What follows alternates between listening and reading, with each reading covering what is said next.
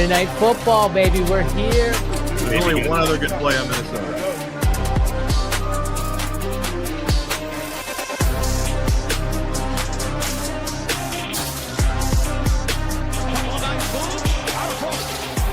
Touchdown in 46 seconds. Punches back. Touchdown.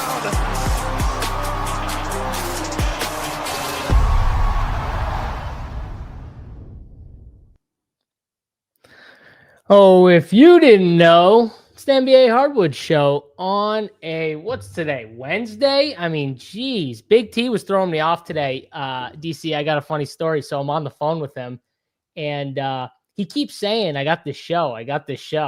I'm like, I do the fucking schedule. What show do you have? And he's like, well, isn't it Thursday? And I'm like, bro, it's Wednesday. And he's like, oh shit, I went through this whole day thinking today's Thursday and that I have a show and I've got like this packed schedule. And I'm like, dude, you don't even have a show today. Stop your fucking complaining.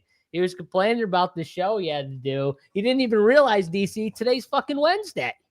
Yeah, I mean, our guy Big T, he's always been a little bit time challenged, as you can tell by the late starts on many Big T shows. But now it's getting progressively worse, I guess, as he gets older. He's getting day challenged. So, I mean, I'm talking like it was 2:00 and he still didn't realize it was Wednesday. So he went through almost half the day thinking today was Thursday. So that's Big T for you right there. There it is. That's Big T in a nutshell. Yeah, there you go. If you know today's Wednesday, hit the like button on the video right now. Smash that like button. If you thought it was Thursday, then hit the like button anyways. But I mean, we appreciate everyone here. It is a little early. Normally this show is at 4:45, but scheduling and everything like that, the next 2 days will be at 3. Then we'll be back to the normal time here at 4:45. DC, we got a 5-game slate over on a DraftKings tonight here. All the games starting between 7:30 and 8. I think pretty much we got that extra 30-minute start time here. Games don't start at 7 like usual. Got the 7:30, little later start time here, but a short slate. Got a great night game too. Denver and the Celtics, the nightcapper. It's not obviously on the DraftKings slate, but I'm sure they'll have a good showdown slate. We'll have content for the showdown slate up on runpuresports.com. For those of you playing the late showdown game, me, Big T, Showdown Christine will be on that showdown playbook, core plays and stuff for the showdown. So if you're playing that, make sure you check that out. That's where the content will be. I was getting some questions yesterday and I'm like, all my stuff is up, and people are like, oh, I didn't even realize that. So just wanted to make sure people knew that it was it's up on the site, and it will be up on the site when we have these big night games like this. So yeah, it's good stuff if you want to check it out. DC, again, our guy Landa, I'll give him credit. He said Paolo's the play, king of the court. Paolo ships the king of the court last night. I think like $810 too. That's pretty sweet little bonus bet right there. $810 for, I mean, Paolo's a number one. That's a number one. That's a stud on a slate, and $810 is a pretty good get. That works. Yeah, I went with our old strategy of going with the stud questionable player, right? Because nobody bets him early. So I went with Embiid once he was ruled in, half an hour before lock. But good first half. What would he have paid? Do you know? No. I bet you would have paid more than Paolo. I didn't need an extra kick in the nuts. The second half from Embiid already did it. So, I kept it there. I didn't need to look up how much I would have won. I did like Embiid too when he got ruled in, but happy Tuesday, guys. It is Wednesday. Yes, it's Wednesday. I went back and forth on Paolo and Desmond Bane pretty much all night. Ended up going with Desmond Bane. So again, falls short of the victory. You still hold the victory over me. I will one day have this victory, but I did see that a couple guys in the Discord hit the Paolo. Congrats to everyone that hit that. It's a pretty sweet get there. And by far the best promo I think DraftKings does, King of the Court right now. It's awesome. Yeah, I never miss it. got baseball coming up. They do the King of the Diamond, right, with the home runs, and that's right up your alley, JSU, because you can take some fucking weirdos in the home run. It's like what the team. You know that I do the 5-leg home run parlay and try and hit all 5, right? You know I do that. Yeah, for sure. There's just absolutely no doubt that you do that. So you plus, didn't even need to tell 50,000 or whatever it is, DC. I'm in. Throw $5 on it. Win me a new car. I mean, I'm in for something like that. You never know. Yeah, absolutely. And you don't look like you started the weight gain challenge yesterday. You're nice and svelte today, JSU. I'm telling you, I did my routine today. I'm feeling pretty good right now, DC. I got my regimen, that I just been sticking to the last couple months. And, yeah, I feel pretty good. You know what I mean? Not the crazy shit that I used to do all the time, but just good enough for me not to be so sore the next day. And I feel great. So yeah, I'm feeling svelte right now, or whatever you said. I'm feeling it right now. So feel good. I played Middleton.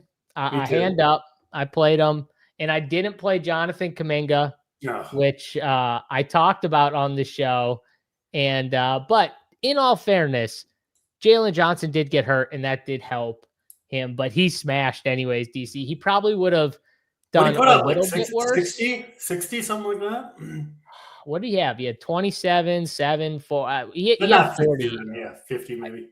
I think he had 40-something. But either way, he was 4,300. That was pretty damn good play if you got Jonathan Kuminga.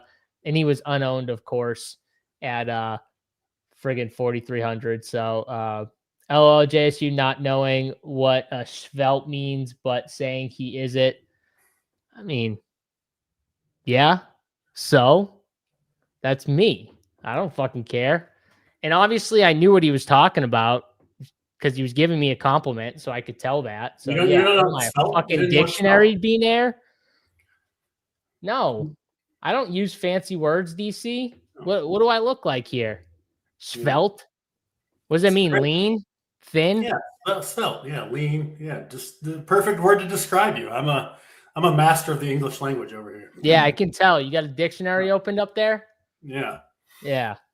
My guy, Don Yeezy. What's going on, brother? Hardwood winners. We're ready to roll early. All right. DC, anything else here from last night that you just want to get off your chest? I mean, my team was not good because I had a lot of that Brooklyn Dallas game, and I did not have the right pieces for the game stack. I cashed all 4 of my lineups. I had 100% Musa Diabate, my play of the day, who he was on a lot of winners. Saw a lot of RPS screenshots in the Discord, and he was on almost all of them. So what did he end up with, DC? What was his final score? Do you know? I think like 38 at 5.2K. So yeah, good. That'll play. That's a good play of the day right there, DC. That's a good old play of the day. Yeah, Diabate rolled. I like that. All right. Well, congrats to you rubbing it in. All 4 of his lineups cast. Neither of my 2 lineups. You asked how I did, JC, and I answered the question. Don't try to come at me with rubbing it in over here. Come on. Listen. You guys saw it, right? He was totally rubbing it in after I was like, yeah, my lineups are shit. And DC was like, well, I cashed all 4 by. Listen, I didn't come on the show to brag about my 4 min cashes, okay? Hey, I'd rather 4 min cashes than 0 cashes. Yeah, so I'm with you. Yeah, Diabate crushed Nick Richards. That's definitely for sure. Those Bulls did not get it done for us, but B-Nair's on a hot streak. Back-to-back first place finishes for B-Nair. All right, B-Nair. Even though you give me shit sometimes, I'm happy for you, Brandon McNair. Yeah, so last night, hopefully we can get back. You sounded like you had a better night than me. Hopefully we can, I can get back and have a better night tonight here. We'll see what these 5 games, DC. I do normally like these shorter slates, so we'll see. Did good with the 3-gamer a couple days ago. The perfect slate, 5 games. That's a good amount. The half an hour later start, I like, and all starting within half an hour of each other. This is nice. Good slate tonight. I'm not gonna lie, it's a great slate, and then I'm pumped for the night game because I'm pumped to watch Denver and Boston. So It's going to be a good night of basketball. I can tell you that. I'm definitely staying up for the night game after the main slate. Can't wait to watch my boy PP. MVPP is what I call him because he's MV Peyton Pritchard, most valuable in the league right now, DC, or to at least the Celtics right now. Peyton Pritchard's been friggin' balling. Love watching him. And I can't wait to watch the Denver matchup here. So it should be fun. But let's talk about these 5 games that we got, starting out with San Antonio and Toronto. Toronto on the back end of a back-to-back, going from OKC now to San Antonio at home here for Toronto. Again, Wemby coming off of a couple pretty big games here, 67, 63 the last 2 games. DC kind of showing off the big upside that Victor Wembanyama has, and 36 minutes too against Detroit is always nice when you can get the minutes upside here. So the minutes are there if the game's close. Tough matchup, but Wemby's one of those guys. I almost rather the tougher matchup, DC. Do you agree with that in a way? Yeah, the most important thing is a close game, right? I mean, Wemby, he's such a freak. I think he's maybe the most matchup, another big word for you, JSU, agnostic player. I know that one. Okay, yeah, matchup agnostic player in the NBA. A lot of the stars are a little bit like this, but like Wembanyama, like the Joker, I really don't care what Jokic's matchup is from night to night. Same thing. Tough matchup. Give me the tough matchup. I want all the minutes. Exactly. So, it should be a really good real life game here. Toronto obviously playing well and somewhat limited spend ups on the slate, especially after the news with the Cavs missing Mobley, Mitchell, and I think probably Harden as well. We'll talk about that game, of course, when we get to it at the end of the slate. But yeah, I think Wembanyama, awesome spend up. And, even more than like the couple big games in a row, just seeing the minutes upside, right? Just the fact that, okay, they prove that they're willing to play him 36 minutes in a non-overtime game. If you get 35 minutes from Wembanyama, he's almost always going to get there. So I think he's an awesome play. The best play, I think, in this game overall. But, yeah, should be a good real-life game and pretty high total as well, sitting at 230. So a good one here for sure. Yeah, it's definitely a good one. So are you kind of Wemby or bust on the Spurs? Is that what you're kind of saying right now? You don't like anyone else from the Spurs? I don't want to go that far. I think Fox is a decent play at 7K, but Wembanyama's the one that I really want. And I don't love the Toronto side of this game, so I don't want to go too heavy on the Spurs if I'm not playing other Raptors on the other side. But yeah, Wembanyama definitely a priority for me. I think pretty clearly the highest upside. Upside's kind of capped. What's that? I feel like Fox's upside kind of capped, but I guess he did take 17 shots last game, went 4 for 17. Maybe I'm wrong. Maybe he does have some, but and the price reflects that, I think, at 7K. And also on a shorter slate, you don't need quite as much upside, right? You don't need a true smash from every spot because there might not be one on a shorter slate. So I'm fine with Fox. He's not a priority play. Wemby's the priority play from the Spurs for me.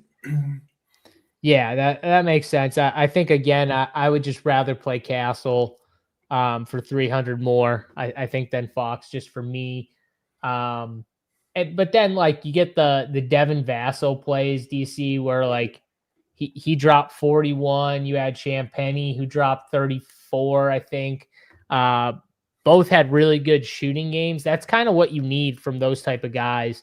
You need them to get hot from the field and score a bunch of points, hit a bunch of threes and stuff. Champagny 5 for 8 from 3. Devin Vassell 7 for 11. Like, that's probably not happening again. But it is a short slate. Like, could you go back to one of these guys? It is a tough matchup too.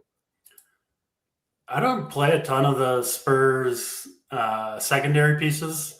They're so deep. I mean, obviously, unless players are out, but they really do have a lot of guys that they can kind of cycle in there. And then you've got Wemby, who's like the singular force, who's just kind of in a league of his own on this team. So Yeah, Fox is fine. Castle's a good play, like you said, I think. Vassell if you need him, but yeah, mostly Wemby for me on the Spurs.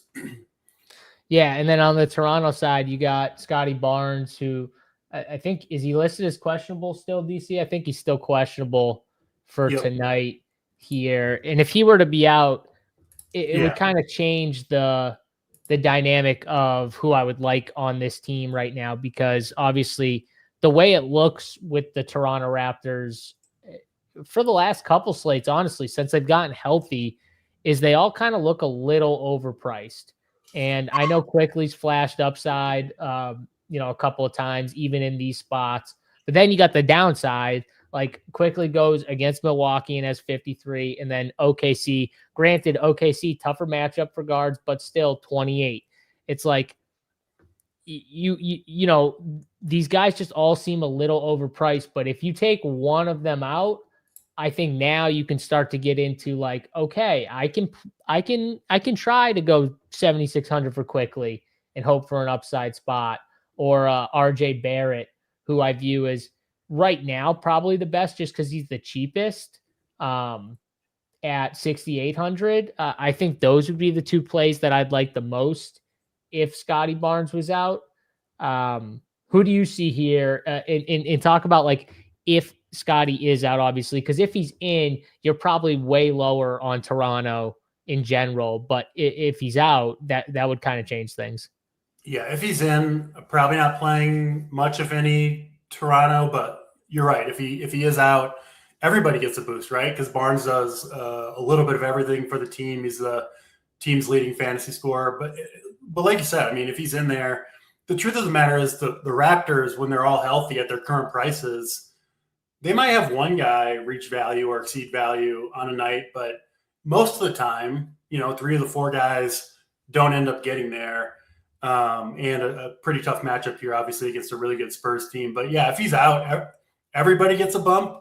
Do you think one of the three, Barrett, Ingram, Quickly, gets a bigger bump than the others? I kind of think it's spread out a little bit, maybe to Quickly a little bit, because Barnes does quite a bit of playmaking, whereas the other two are kind of primary scorers. But certainly everybody gets a bump. And yeah, I think Quickly might be the guy I'd be looking at. But even then at 7,600, I mean, that's a fair price point, even with Barnes out, right? Not a discount, I would say. It's definitely a fair price point, 100%. The one thing I will say about his or a lot of these guys, really, RJ Barrett, him, Brandon Ingram, is they can get to the rim, but their game's not predicated on just getting to the rim, which I think would be a terrible matchup for this spot. They actually kind of fit against a team like the Spurs with Wemby because they have the all three depths of scoring. They can get to the cup, they can hit the three, and they can shoot the middies and stuff like that. And I think in a game like this, you're probably going to see a lot more of those type of shots.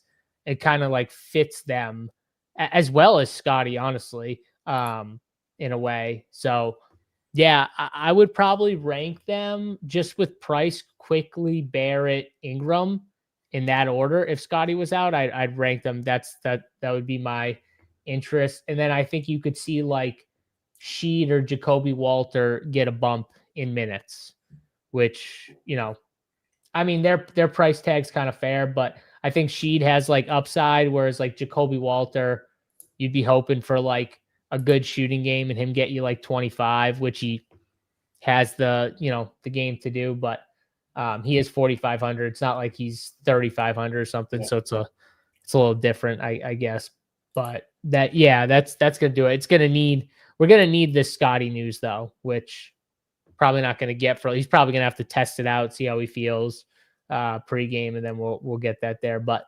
7:30 lock, first game up.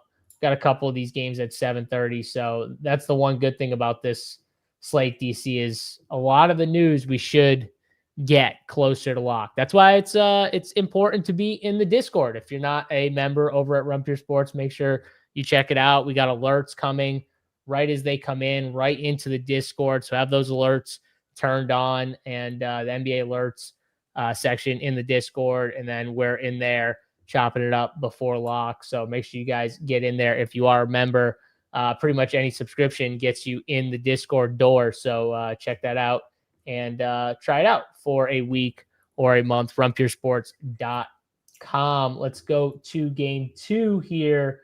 Going by the Sabre, OKC, and Detroit here. Cason Wallace just keeps owning me, DC. I haven't played him the last 2 games, and he's been friggin' awesome. Just absolutely crushing for OKC with all these guys out, kind of showing, his expanded game, I guess, as you would say, with a bunch of these, SGA's out, J-Dub, and now you got Hartenstein who's out for this game. AJ Mitchell's out for this game. And Chet Holmgren is doubtful for this game. So this is this is one of those games where, and Caruso's doubtful for this game. So this is one of those games where you're going to see them go into their bench a little bit more. But Cason Wallace, I mean, he's the true number one now, DC. There's no Chet and no Hartenstein. So he is the number one guy, I guess, right now, as crazy as that is to say for this OKC team. And, got to give them credit. They play hard. They've been playing hard, even with all these guys out. And even against Detroit, in Detroit, I expect the same thing. They're probably still going to play hard and, be in the game, I think.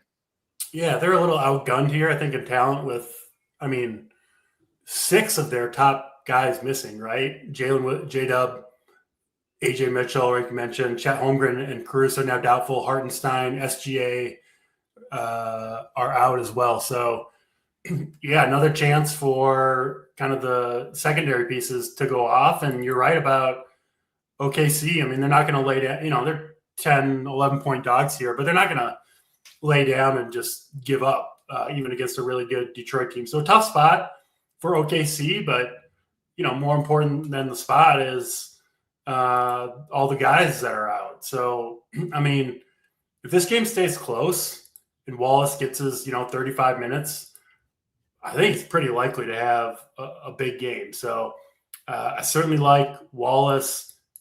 Wiggins, I think you can play, although he's had a couple rough games in a row. Jay Will, I'm making the change for us. JSC, that's right. I said J-Dub and Jay Will today. We're getting into modern times.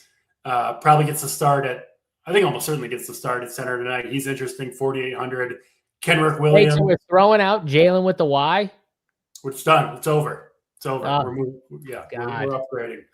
Got to improve JSU. We don't want to get the hate from the crowd here. I kind of like the hate. I kind of like it. Me too.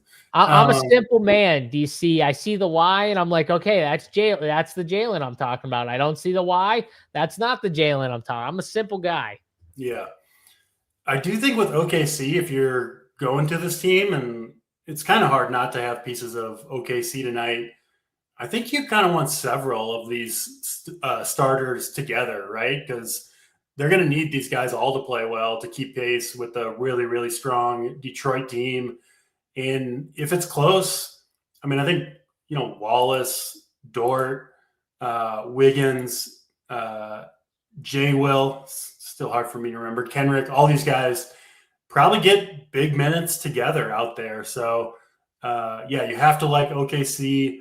I'm leaning toward being, frankly, pretty heavy on them tonight. Even Isaiah Joe, you could throw out there as well. We'll see what they do with the starting lineup. But with all the guys out, OKC looks good to me. And, these guys are still good players. I know they're down 6 of their top guys, but I think they'll still go out there and compete well enough to get there for DFS purposes.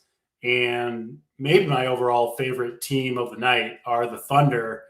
And then on the other side, Detroit missing Isaiah Stewart, right? But pretty healthy otherwise. But if you're playing a lot of OKC guys, I think you do probably want to run it back to some extent with Detroit. I think Jalen Duren, given the fact that Holmgren and Hartenstein are out, 2 really good interior defenders. He looks good to me. Obviously can play Cade as well.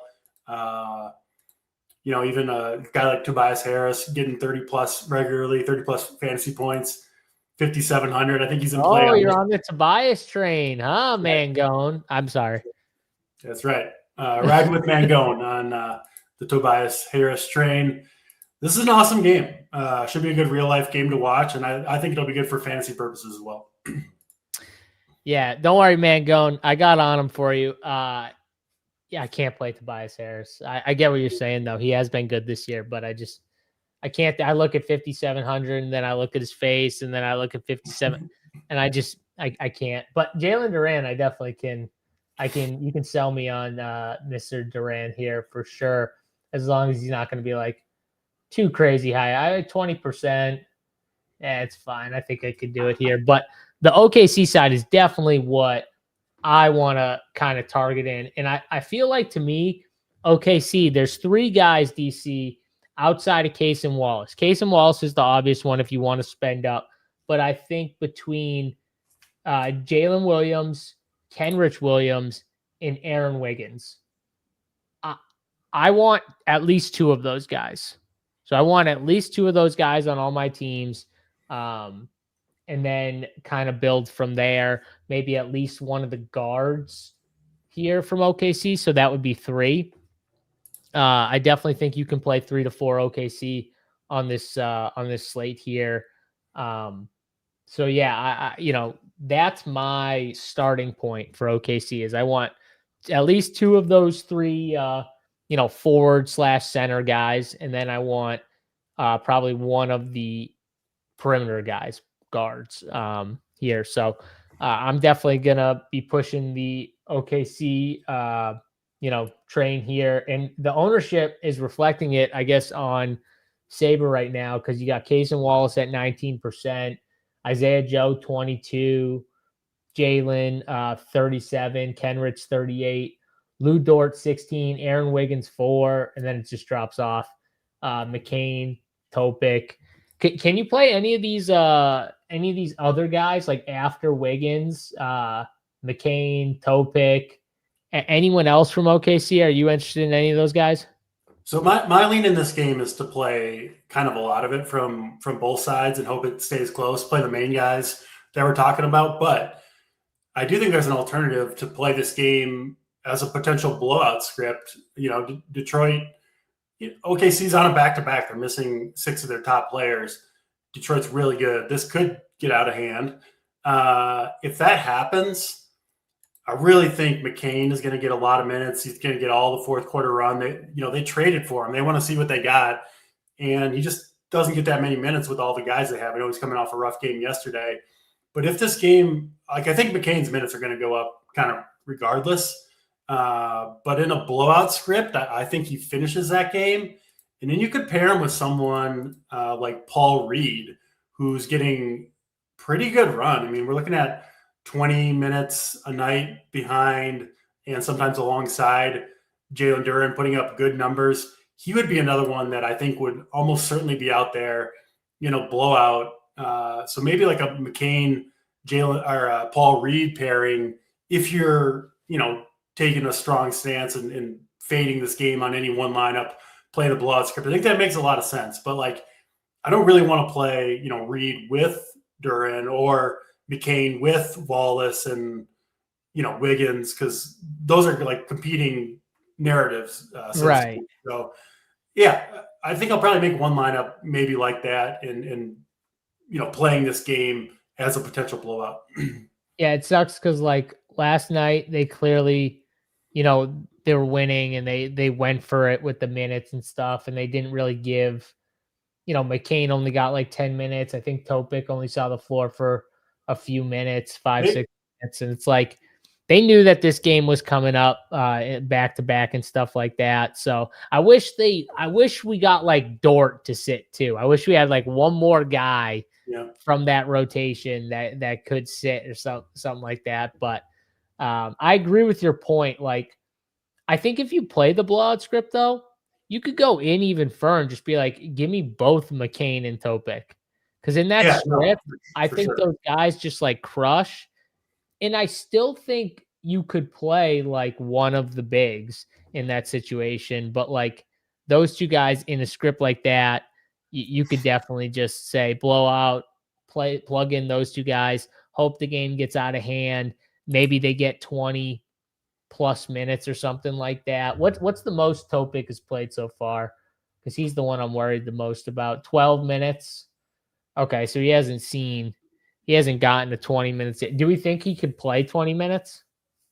Or do you think I think they're being really careful with him. It seems like it. Yeah, I would think 20 minutes would be about the maximum. So kind of like the McCain play better. But yeah, I mean, 5-game slate can get a little bit weird for sure.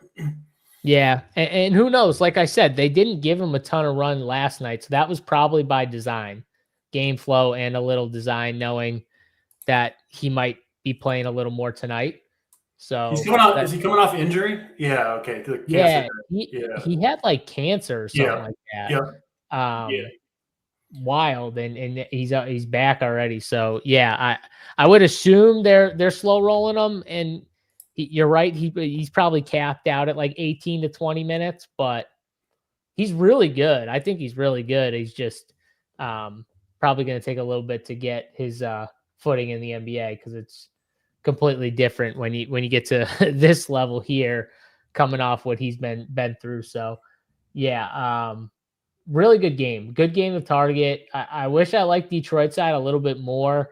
I think it's just the studs for me on Detroit. If you want to get weird, I'd get weird with the OKC value more than the Detroit value. DC, did you rank the big situation? Like those three that I said, Jalen, Kenrich, and Aaron Wiggins. How would you rank them? Jalen's got to be number one for me. I would go Jalen, Kenrick, and then Wiggins. But yeah, I think all three guys are really strong plays tonight, and you can play them together, I think. Yeah, I definitely think you can play them together. I agree.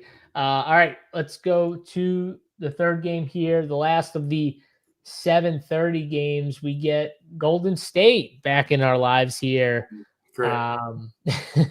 DC's excited here. Draymond Green is questionable, coming off of 32 minutes played against New Orleans. Had a good game too. 32 fantasy points. Had 11, 7, 6. Pretty good game overall for Mr. Draymond Green. I'll say I'll be surprised if Draymond Green plays on a back-to-back here, DC. It feels like a spot where he sits. Podziemski has been on fire. Another 2 15 rebound games back-to-back, DC, playing 37 and 32 minutes off the bench for Brandon Podziemski. And I think he's found his role, or Steve Kerr's figured out his role here, and it looks pretty sweet. What are we doing here, especially with Golden State and obviously going up against Memphis, who is missing a lot of their top guys? Yeah, Golden State adds maybe Green to the injury list, and then Melton also out. He played last night, had a big game. Let's talk about him on the show as well. Put up another 40 burger, did D'Anthony Melton, but he's out tonight. I said it. What did I say? I said he's the second best player on the team. He is definitely. I said best player. Well, I think Pods is the best player. Yeah, I think it's close between those two. But who do you think wins in one-on-one battle, Podziemski or D'Anthony Melton? I'll go Melton, but you're probably in one-on-one. You're probably right. Melton probably does take him in one-on, but I think in like 5-on-5, you'd probably rather Podziemski for the upside. It's close between the two. Both good players. Yeah. But Pods' minutes, even off the bench, have been substantial. He might start here with Melton out. I'm not sure what Golden State will do. Hard to predict, of course, what Steve Kerr is going to do. But yeah, Pods at 6,500, got to be a really strong play here. Could go to Spencer, like you said. I think I prefer Pods over Spencer. I just think he's got more upside there. Moses Moody had another strong game. He's been really good recently. I think, the price is a little high at 5,900, but he's earned it. I think he's interesting. And obviously just a good matchup for Golden State overall, right, against kind of a tanking Memphis squad. So, yeah, Al Horford, I think is interesting if Draymond misses. I don't know if I'll get there if Draymond is in, but he's had some pretty big games recently too, bigger than maybe you'd expect. So, yeah, Horford's interesting if Green is out. I like Moody, Pods, and Spencer, I think, are the main guys I'm looking at from OKC. Maybe Guy Santos too. I think he was good last night as well. So, and Golden State's still trying to win games. So yeah, I think these guys get the minutes again if it's close, and they look like a good side. The Memphis side is the hardest thing about Memphis, JSU, is Ty Jerome just does everything for this team when he's on the court, but they are like dead set on this 20 to 22 minute thing for Ty Jerome. It doesn't matter what the score is, how well he plays, but like he's so productive that he kind of takes away from everybody else, right? So makes Memphis tough, even without John Morant, Aldama, Edie's obviously out, the Jaren Jackson Jr. trade. In theory, they should be a good team to target, but I think in practice, they're a little bit tough with how much Jerome does. But man, it's hard to click on the $6,100 22-minute capped player. Honestly, it's hard to click on a lot of these Memphis guys, the way they're running out the rotation. I mean, I like Prosper's game, but even him now, he's 4,900. He's not 3,600 like he was. And I do think he still has the upside to give you 35, but it's just, you got to be so friggin' efficient, DC. And even when you're efficient, sometimes you don't get there. Like if you went back and watched Prosper's game last time out, he played 25 minutes against Sacramento. He shot almost 80% from the field, 7 of 9 from field, had 25 minutes played, 17 points, only 24 fantasy points. It's like, man, you could still be efficient at times and just not do enough to get to the top. It's like minutes are king in DFS, and the way a lot of these teams are tanking now, they're just saying, you know, we're just going to pull back on everyone's minutes. We're just going to play everyone 20 to 25 minutes. Doesn't matter who they are, and roll with that. Because obviously, like, if you play your best players, it's NBA regular season. Like, you'll by accidentally win a bunch of games you don't mean to win when you do that shit. So teams are getting smarter now, DC, and it's like, instead of just sitting everybody and getting like 8 random guys, like some teams use it, we'll just play everyone 20 minutes. And we'll play the whole team. Yeah, then you can pull the guys that are playing well, so you lose another game. So that's perfect. Yeah. It's literally it's our worst nightmare, but it's sharp on their side, obviously, to do. It's like one team did it, and then everyone just started copying said team, and now everyone's doing it. So yeah, if I had to play Memphis guys, I think it would be probably one of these guards, DC, like Ty Jerome or Scottie Pippen. One of them, and then maybe one of Gigi Jackson or Prosper, and just hope that they could be efficient. Like, I think those are the 4 guys you could look at.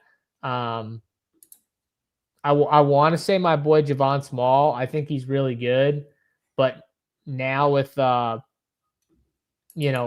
back and stuff like that, probably wait on him. I mean, what do you think of Javon Small? Because I think he's good. I just think these guys back, it might hurt him a lot more. It's just tough. I mean, if you just click on point guard at DraftKings, they've got 5 guys eligible at the position. Jerome, and they're all going to play. I mean, you just said it, but the distribution of the minutes with Memphis is crazy. It's like everybody, the entire rotation, the entire healthy roster is at like 22 to 28 minutes per night, which really makes it tough for DFS. So I don't know. I mean, I guess in theory, they'd be a team you could play multiple guys from, because, you're going to get like the exact 25 minutes, but there's no one that's like really standing out as a super strong play for me from Memphis. Yeah. No, that's probably right. So the Golden State side, Draymond, if he's out, I can play some Al Horford, like you said. I wouldn't be shocked if they kept Podziemski off the bench, DC, knowing how Steve Kerr just like thinks. It's like, this guy's crushing. Why am I changing it up? Let me just throw some other guy out there.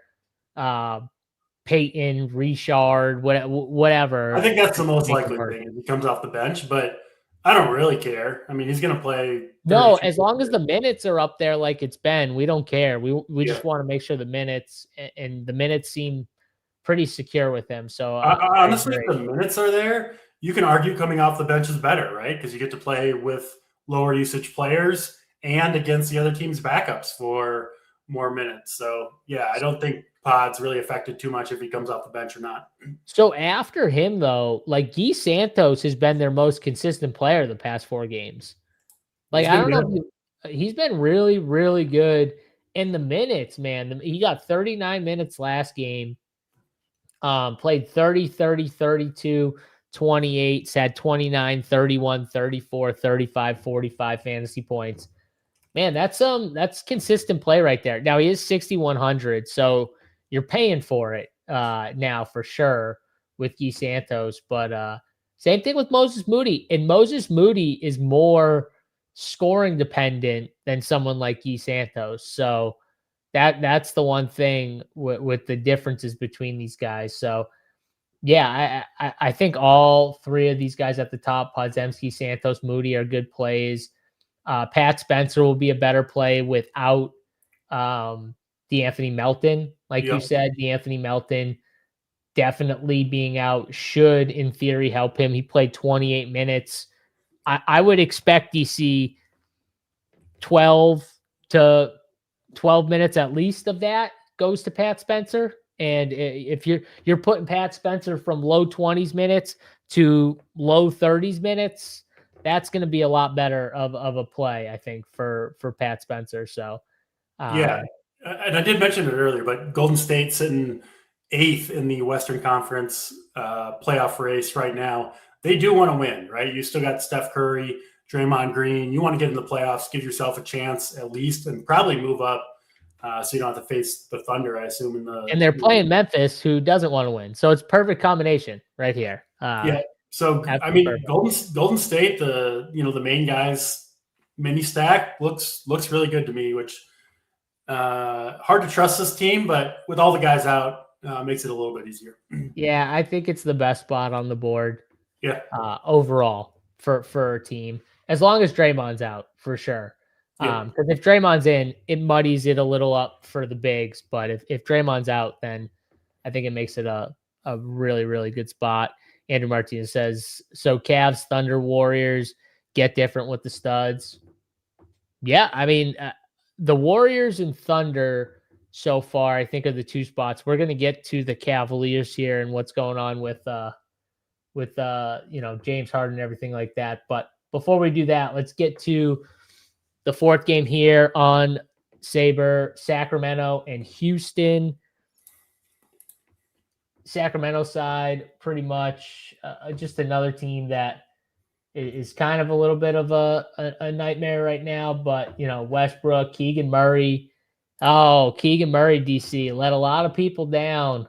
Old Keegan shot 2 for 10 from the field, 1 for 4 from 3. Just didn't get it done for fantasy. Still somehow had 25 fantasy points. Had 3 stocks, 5 rebounds, 5 assists. But not what people wanted for 50% on Keegan Murray, if you remember on that short slate that we had. I think it was Monday. Now he gets a chance to redeem himself, but it's a tough spot here against Houston. Tough matchup, but no Amen Thompson for Houston here. So that's kind of a big out piece for the Houston Rockets. Kevin Durant coming off of pretty solid game. Şengün almost a triple-double in the last game here, DC. And now they're set up with no Amen Thompson in what looks like a really good spot at home if Sacramento can keep this thing respectable. Yeah, no Amen Thompson for Houston. Obviously a big loss there. We'll see quite a bit of ownership, it looks like, going to the Rockets. I think rightfully so. Sacramento, I think they're the worst defensive team in the league, if not the worst. Very, very close to it. They are horrible. Yeah. They're horrible. So, yeah, I mean, Reed Shepherd at 5K, I think, is a really strong play in this particular matchup. Tari Eason looks good to me. And then, we don't – like, NBA is one of those sports where the individual matchups can be a little bit overstated, but I think like the field goes too far and doesn't even really look at that at all anymore. Obviously it's just minutes, usage. But a couple notes on Sacramento's defense. They're obviously horrible overall, but they allow the most mid-range field goal attempts of any team in the league as a distribution of their total allowed, and the highest percentage of field goal percentage allowed in the mid-range of it. So they're dead last in both those categories. And guess who's one of the best mid-range scorers? Are you telling me I got to play Kevin Durant on this slate? This is the spot. This is the Diabate spot from last night, where the individual matchup against this team is just too good, especially with Amin Thompson out. So give me some burner Kevin Durant tonight. I think he's going off. Yeah, I never play Kevin Durant, and I was like, oh man, I might have to play some Kevin Durant. So I'm glad you said that. That's a good stat pull right there. Dead last in the league. That's a really good stat. I'm glad you said that stat, because like in my head, I was like, this is probably a really good spot for Kevin Durant. And then you pulled out that stat and I'm like, yep, that's exactly what I was thinking. It's definitely a good spot for Kevin Durant. What about the other Houston guys? Because like I talked about Jabari Smith or Tari Eason on the last slate against Utah. I was like, this is such a good spot. One of these guys has to be a really good play. They both ended up having pretty decent games, but Jabari Smith smashed last game.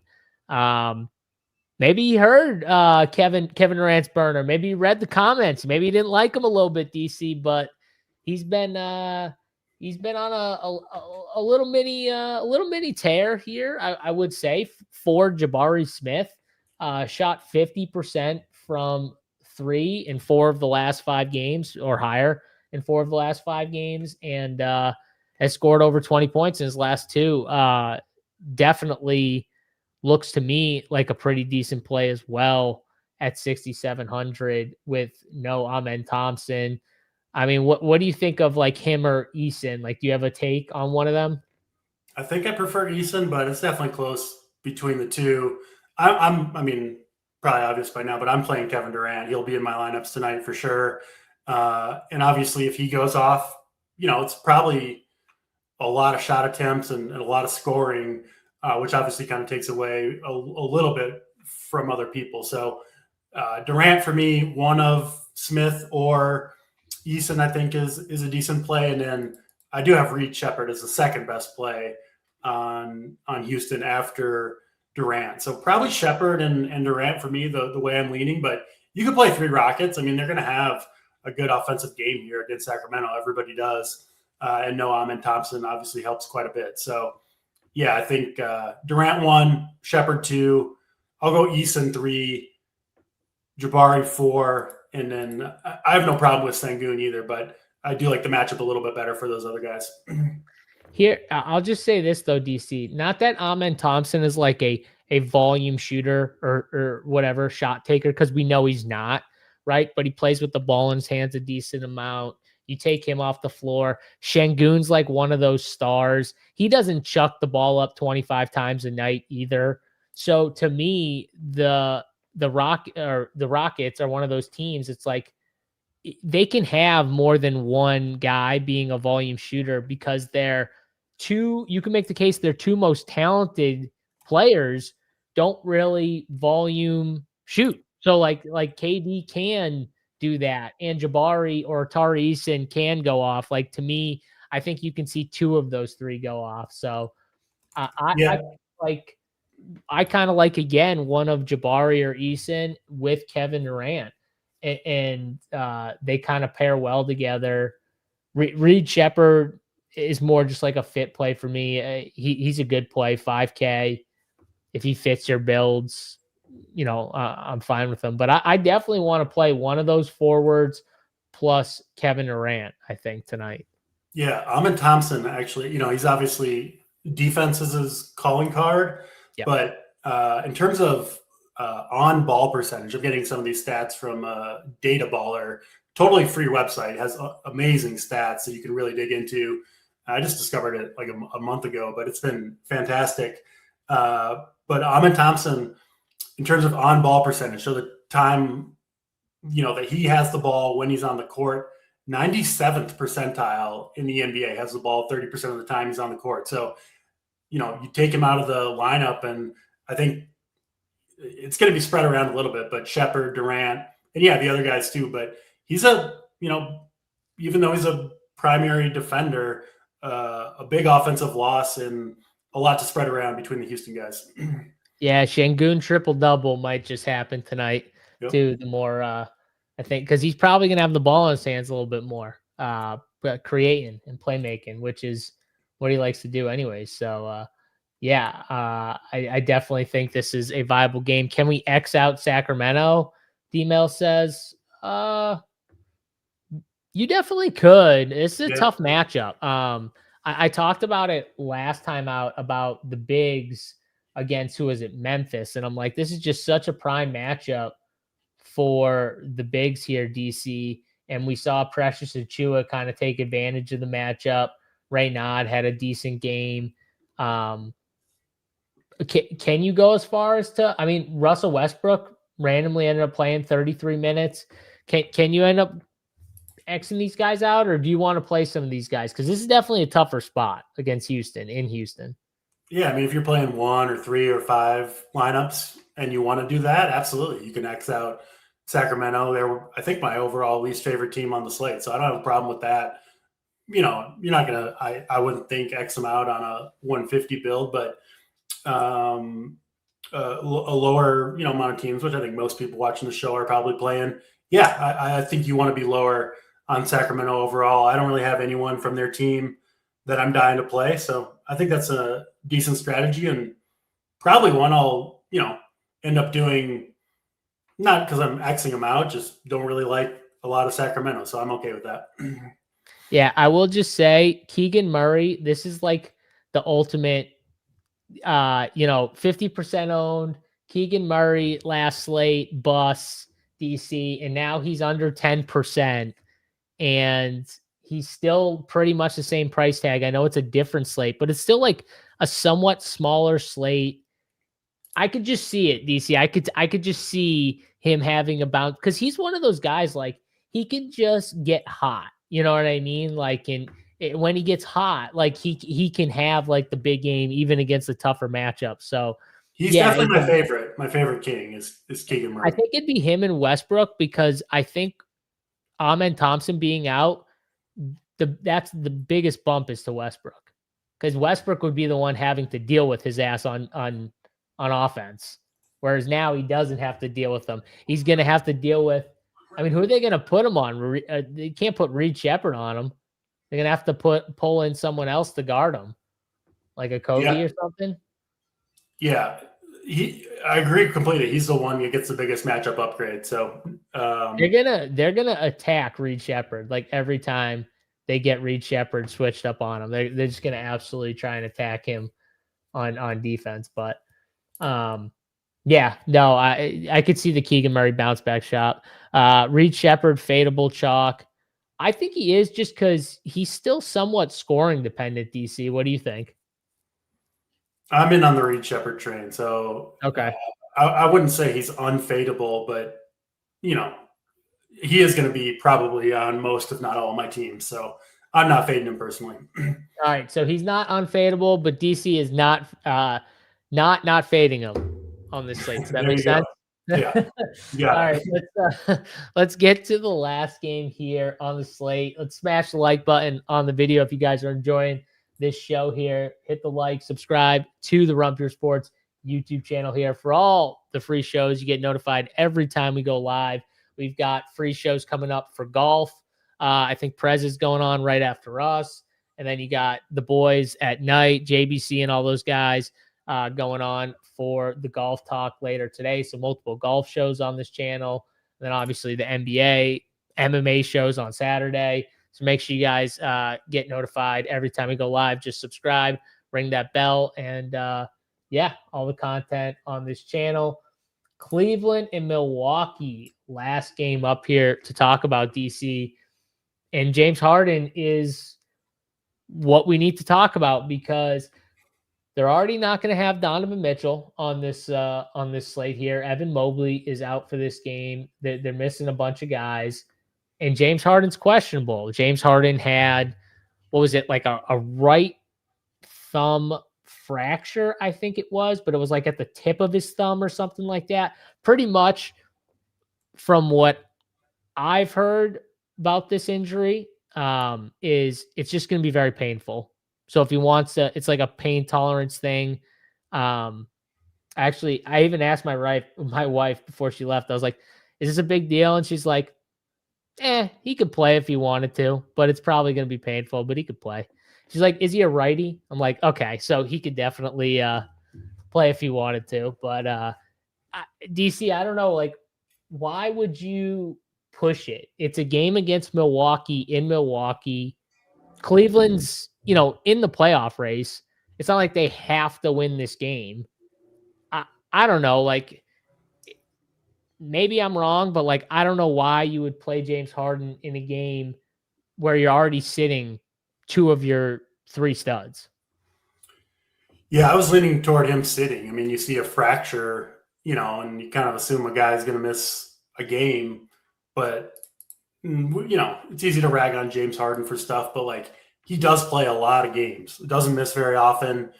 And yeah, it's good information. If it's just a pain tolerance thing, and the fact, JSU, the fact that he's questionable, like, they're not ruling him out yet. I assume it'll just be up to him, right? Like if he feels good enough to play, I assume he'll be out there. It's still gotta hurt, because if you think about it, like every time when you dribble, like you flex your hand, like you're in this uncomfortable position. When you catch a pass, you like your hands up. Yeah. So like it's got to be pain. Like every time someone throws you the ball, every time you dribble the ball, every time you shoot, like it's definitely not going to feel great, him doing that stuff. But yeah, I mean, that's what, not that my wife's not a doctor, but she is a PA, and that's what she said. She's like, he could play if he wanted to, but it's going to hurt. So yeah, so I guess we'll see on Harden. I mean, if he's in there, I don't have a problem playing him, even with the injury. I'd kind of assume he feels good enough to play. I mean, once the adrenaline gets going, I assume he'll kind of be his normal self. And without Donovan Mitchell, I mean, a chance for Harden to go off. I don't think he's played a game without Donovan Mitchell yet for the Cavs. So we could kind of see the nuclear version of James Harden unleashed potentially in this game without Mitchell, without Mobley. Good matchup for Cleveland as well against a bad Milwaukee team. If he sits, I mean, Dennis Schroeder at 4,600, he's playing 20 minutes a night anyway. And that was with Harden and Mitchell playing every game so far. I assume he would start. Potentially could start anyway for Mitchell. I think they would bring him off the bench, but not for sure. Yeah, it could be him or Craig Porter. Yeah. I think if we don't get this news prior to lock, and we might with the half an hour spread between the games, I think I'll leave a spot for Dennis Schroeder and try to adjust otherwise, maybe play a couple guys from this game and do a 2v2 swap, something like that. But yeah, if he's out, I'm going to do my best to get Schroeder in there. I think Sam Merrill, somewhat interesting as well if Harden is out. Jared Allen, I mean, gets a pretty weak Milwaukee interior defense, no Mobley, and he's been really, really good and consistent recently, Jared Allen, putting up, pretty much 40 fantasy points a game for the last couple weeks. And my only issue is he's been doing that with Harden. Yeah, but Schroeder can do that a little bit too, right? Get to the cup and dish a little bit. So I do like Jared Allen as well. And yeah, I mean, if Harden misses, I think you could play a few Cavs. I think Tyson would become back in play if Harden misses as well. 5,200, we've seen his price come down. Obviously, he's been way less productive with Harden there, but that makes total sense. And we've seen big games from him. Maybe people kind of forgot Jalen Tyson capable of some big games, and they need scoring, especially if Harden's out. So yeah, Cleveland looks really good here. Yeah, Jalen Tyson to me looks really good. I think your Dennis Schroeder take makes sense. and you could kind of leave the spot. And if you don't want to play Schroeder, you could play Sam Merrill. It gives you kind of 2 outs. If you leave at least 4,700, you can at least go between them. If James Harden's out and you're like, okay, I'd rather have Sam Merrill now than Dennis Schroeder, even though I think they're still pretty close. But maybe you'd rather have Sam Merrill with James Harden in, because I think someone like Sam Merrill would actually benefit from James Harden being in, whereas Dennis Schroeder would benefit a ton more if James Harden was out, if that makes sense. Agreed. Same thing with Jared Allen. I think Jared Allen honestly benefits more, even though Dennis Schroeder can do some of the things James Harden does. The problem is Dennis Schroeder does not attract the type of defense that James Harden attracts when he has the ball. When James Harden has the ball, he's got 3 of the 5 defenders literally looking at him, literally focusing on him when he starts to drive. Whereas when Dennis Schroeder drives, he's not going to nearly get as much attention. You know what I'm saying, DC? So that's the difference between them. It's not that Dennis Schroeder can't do the same things. It's just he doesn't attract the same eyes as someone like James Harden does in the pick and rolls and stuff like that. So, but yeah, no, I definitely think the Cavs, the Cavs could turn into some of the best plays, because this is a matchup against Milwaukee. This is a really good matchup here. So it's actually come down to what the news, DC. And honestly, we could get this news pre-lock. This isn't we could get this news before lock. So, he goes out, tries to warm up. Maybe he's just I'm not feeling it. Or maybe he's oh, I feel great, and I feel fine. Whatever they give him, and they, he feels good to go, and he's in. So, yeah. If he's in, DC, are you rolling him out there? Probably not, unless we get the news prior to lock. I just don't think I'll be able to get to him, because I kind of lean toward playing Wemby. I like Kevin Durant, obviously, a ton.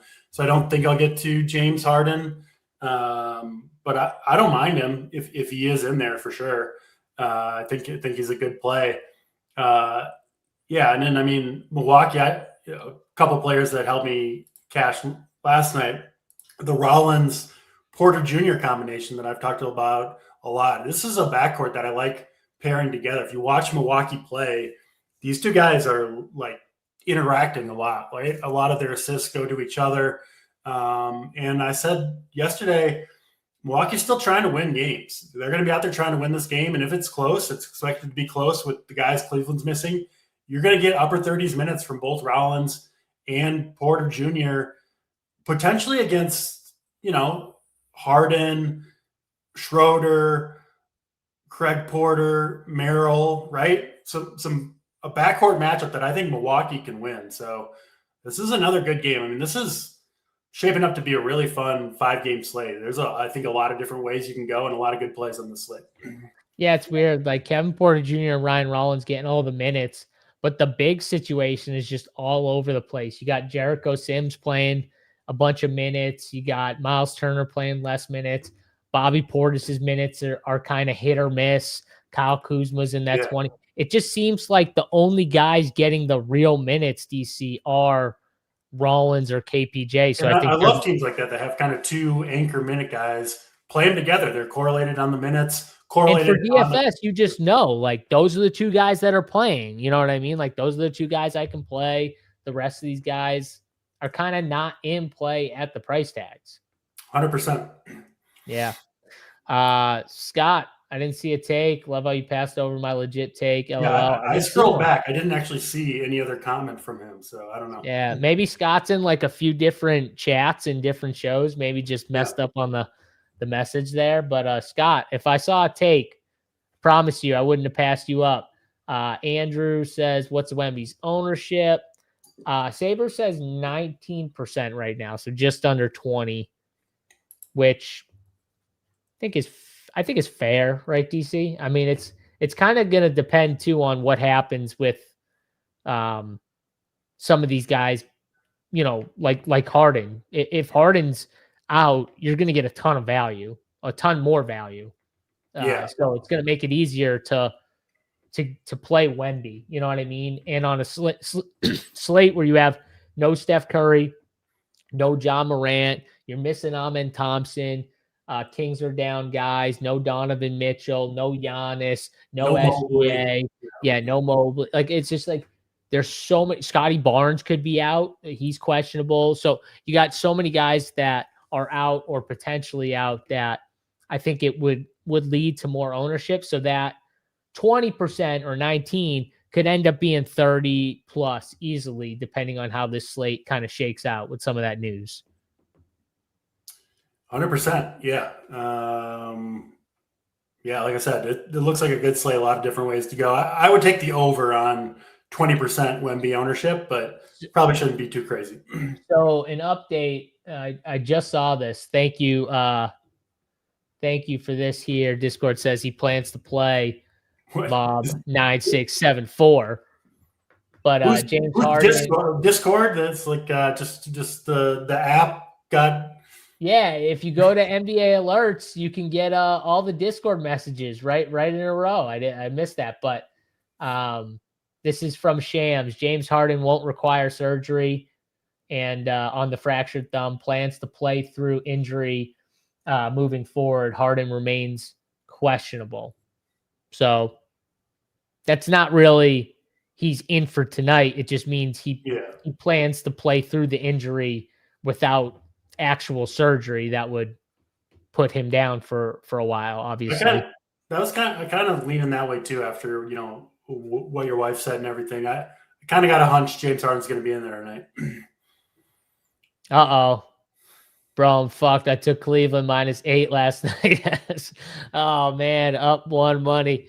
That's all right. You could still get lucky. James Harden could play. It's still against Milwaukee.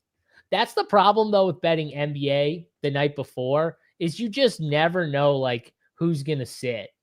You just never know, like, what's going to happen with these guys. And you got to especially be careful with teams that played a couple games in a few days or something, or are going on the road against these really bad teams, i.e. Milwaukee and stuff like that, i.e.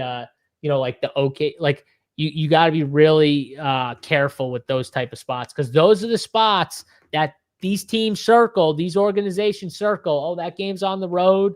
You want to sit? Yeah, screw that. I don't want to play those. Like, those are the spots. You know what I mean? They're going to play against the good teams a lot of the times. They're going to sit against some of these bad teams. So you always got to be careful with that. NBA. Betting NBA the night before can be an absolute, but it always goes the other way, DC. Sometimes you can catch it good. You know what I mean? So I guess it goes both ways either way. But Derek can't wait for MLB. It's 1 month away. So I know one guy on this show that can't wait for MLB, and it's definitely not JSU. Count down the days over here. I like MLB, but DC's definitely more the baseball guy.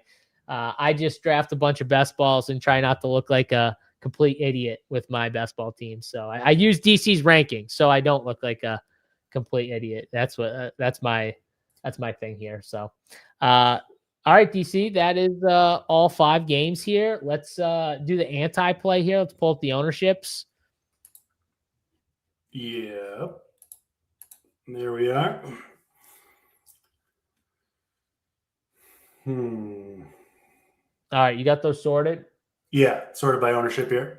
All right, let's see here. Who do I want to give as my anti-play? Well, Oscar Thompson. Oscar Thompson's 23%. When and how? He was high on my list as well. Yeah, I'll go Oscar Thompson. I'll throw him 23%. I mean, come on. That's not happening. I was close to doing the Reed thing, but I won't do it. Hold him back.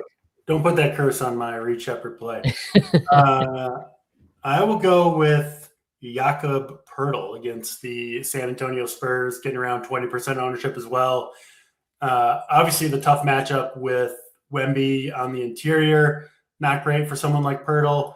And then Toronto's got bigs, right? They've got Murray Boyles, Mamu, and I just don't see the minutes getting super high. So high ownership, minutes concern, and matchup concern for Jakob Bertel. He'll be my anti-play of the day. All right, go from anti-play to the play of the day. You hit with Musa Diabate last night. Let's see if you can go back to back here with, and obviously there's going to be some situations where, guys could be in or out, but right now, who's the guy that, maybe he's a little lower owned and people are forgetting about?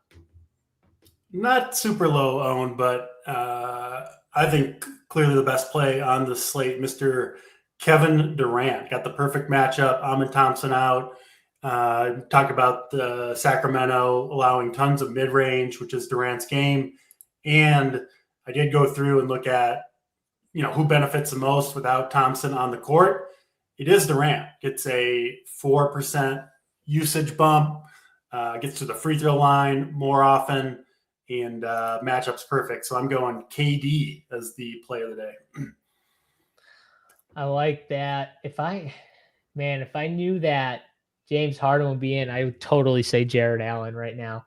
Because Jared Allen 8% is disrespectful if James Harden's in. So if James Harden's in, that's my play of the day. But I'm gonna go, under 10%. I'm gonna say combo play here. Keegan Murray, Jabari Smith. Both these guys combined, we get a little 40 burger each from both these guys here. I think we could see a nice bounce back game for Keegan, and Jabari continue his hot streak. No amen. Plenty of shots to go around on a Houston team with really no pure shooters, and they're going to want defense on the floor for some of this game. So it's going to be Jabari and KD, I think, along with Şengün, obviously, those three guys kind of handling the offensive load. And give me those two guys for a nice combination here to get it done. That's going to do it, though, for this NBA Hardwood show. Like always, hit the like button on this video. We'll be back same time, same place tomorrow. So good luck in your NBA DraftKings DFS for tonight's 5-game banger. And we'll see you guys back on Thursday for DC. I'm JSU. Good luck in your contest. We are out. Peace.